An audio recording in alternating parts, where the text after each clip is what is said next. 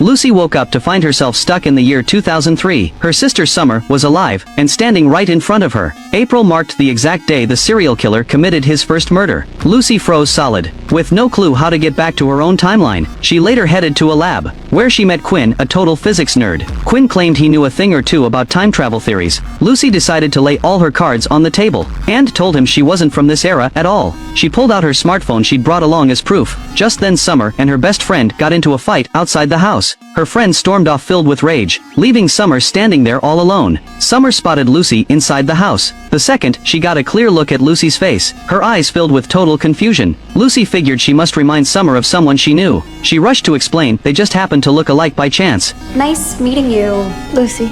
Lucy. That's my middle name.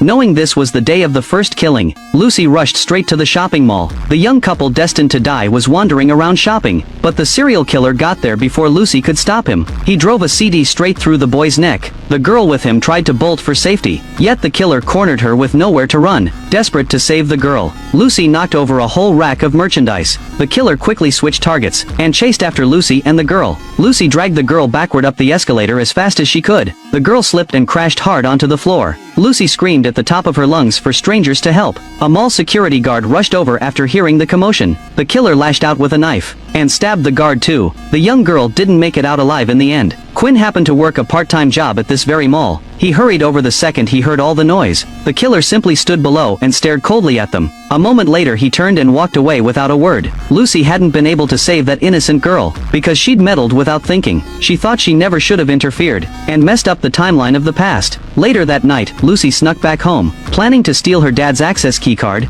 Summer caught her red-handed mid-action. Left with no other choice, Lucy spilled every single secret. She told Summer she was her older sister from the future. At first Summer refused to believe a word of it. That changed once Lucy pulled out the letter she'd brought from the future. I've never seen this before. You don't have to believe me, but why would I make this up? Summer started questioning everything she'd thought was true. When she went to school the next day, she found an identical copy of that letter inside her locker. At that moment, she fully believed every word Lucy had told her. Holy shit. Lucy, so who killed Val and Brian? I don't know. I never solved any of the murders. There are more? Oh my god. Who?